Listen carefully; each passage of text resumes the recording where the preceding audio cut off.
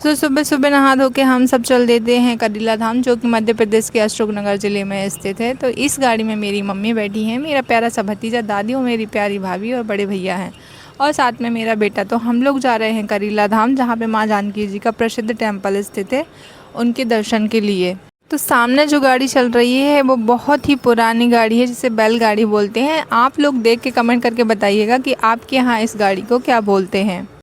ये हमारे प्यारे भतीजे धैर्य बाबू, जो कि हमें बार बार देखे ही जा रहे थे कि बुआ जी करके आ रही हैं। सो जिस तरीके का मौसम था और जितनी तेज़ धूप पड़ रही थी, उसके अकॉर्डिंग निकलना तो हमें जल्दी था, लेकिन हमारा प्लान सुबह सुबह 8 बजे ही बनता है कि हम आज वहाँ जाने वाले हैं। तो हम लोग रेडी होते हैं, तब तक बच जाते हैं 11, और करीबन 72 किलोमीटर का सफ़र तय करते हुए कड़ी धूप में हम पहुँच जाते हैं दोपहर के 2 बजे माँ करीला धाम। तो सबसे पहले तो माँ जानकी जी की जय। भीड़ कम होने के कारण हमारी गाड़ी तो वहीं तक पहुंच जाती है। तो हम लोग यहाँ छाँव में गाड़ी लगा देते हैं, और ये एक लंबा सा परिक्रमा रहता है। तो फिर हम सब लोग चल देते हैं पीछे वाले रास्ते से परिक्रमा लगाते हुए। अगर हम आगे से गए होते तो हमारे पैरों की बैंड बज गई होती, लेकिन अभी थोड़ी देर बाद में हमारी पैर की बैंड बजने वाली है, क्योंकि धूप इतनी तेज़ है और वहाँ चलना इतना आसान नहीं है कि आप उस धूप में चल पाएँ। तो यहाँ पे होली के टाइम पे सबसे ज़्यादा भीड़ होती है, और कहते हैं जिसके यहाँ बच्चा नहीं होता तो वो यहाँ के मन्नत मांगते हैं, तो उनकी मनोकामना पूर्ण होती है। और होली के टाइम पे लोग आके यहाँ पे राई नृत्य करवाते हैं, जो कि अभी आपको थोड़ी देर में देखने को मिलेगा, क्योंकि हमें भी रास्ते में वो लोग मिल गई थी, तो हमें भी थोड़ा सा करवाना पड़ा था। तो यहाँ पे बीच बीच में भगवान जी की कथा चल रही थी, जो कि शादी वाले नए नए जोड़े आए हुए थे, तो उन सब की कथाएं यहाँ पे चल रही थी। हम यहाँ थोड़ा रेस्ट कर लेते हैं, क्योंकि चल के थक गए थे, रास्ता थोड़ा सा लंबा था। तो भैयू तो यहाँ एंजॉय करने लगते हैं, बट धूप बहुत तेज़ थी और साथ में गरम गरम हवाएं भी चल रही थी। ये हमारे छोटे बाबू हैं, जो धूप में दौड़ लगा देते हैं। करीला धाम की अगर हम बात करें तो करीला धाम मध्य प्रदेश के अशोकनगर ज़िले में स्थित एक प्रसिद्ध और ऐतिहासिक तीर्थ स्थल है, जो महर्षि वाल्मीकि के आश्रम और माता सीता के लव कुश को जन्म देने के पौराणिक स्थल के रूप में जाना जाता है।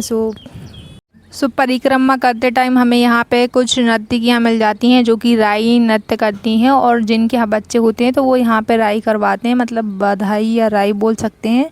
राई मध्य प्रदेश का लोक नृत्य है, और यहाँ पे रंग पंचमी के दिन अधिक से अधिक लोग आते हैं, और बहुत ज़्यादा राई नृत्य यहाँ पे किया जाता है। तो भाई हम भी यहाँ पे राई नृत्य करवा देते हैं, थोड़े बहुत पैसे देते हैं, और वो थोड़ा डांस करती हैं। उसके बाद हमें यहाँ से जाने देती हैं, क्योंकि वो हमें रोक लेती हैं कि बधाई चाहिए। तो भाई बधाई देने के बाद, डांस करवाने के बाद हम यहाँ से जाते हैं। तो सामने जो आपको धूप दिख रही है ना, इस धूप में मेरे तो ठीक ठाक, मेरी जो दादी हैं इनकी हालत ख़राब हो जाती है, क्योंकि हम तो दौड़ लगा लेते हैं, फिर भी हमारे पैर में छाले आ जाते हैं, और ये तो बहुत एज हो चुकी थी, जिसके वजह से ये चल नहीं पा रही थी, तो इनकी हालत बहुत ख़राब हो जाती है। सो फाइनली हम मंदिर में पहुँच जाते हैं, और मंदिर की डिटेल अब मैं आपको बताने वाली हूँ।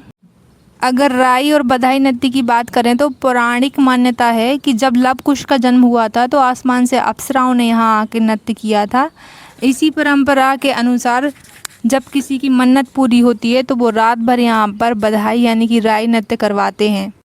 जब माँ सीता लंका से लौट के आती हैं, तो अयोध्यावासी माँ सीता के चरित्र पर लांछन लगाते हैं। उस लांछन की वजह से भगवान श्री राम माँ सीता जी को त्याग देते हैं, और उस त्याग के बाद माँ सीता प्राचीन जंगल में जाके रहती हैं, जहाँ पे वाल्मीकि जी रहते थे, और जो कि वर्तमान में करीला धाम के नाम से जाना जाता है। तो वहीं पे माँ सीता ने लव कुश को जन्म दिया था, और वहीं पे श्री वाल्मीकि मुनि रहते थे।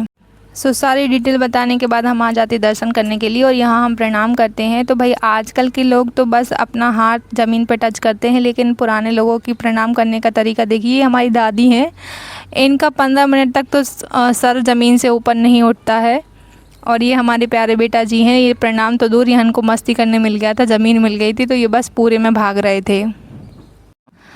प्रणाम करके हम थोड़े और आगे बढ़ते हैं, जहाँ पे दान पेटी थी। तो मैं बेटू से बोलती हूँ, बेटा जी दान पेटी में पैसे डाल दीजिए, लेकिन वो तो अपने हाथ से पैसे छोड़ने का नाम ही नहीं ले रहा था।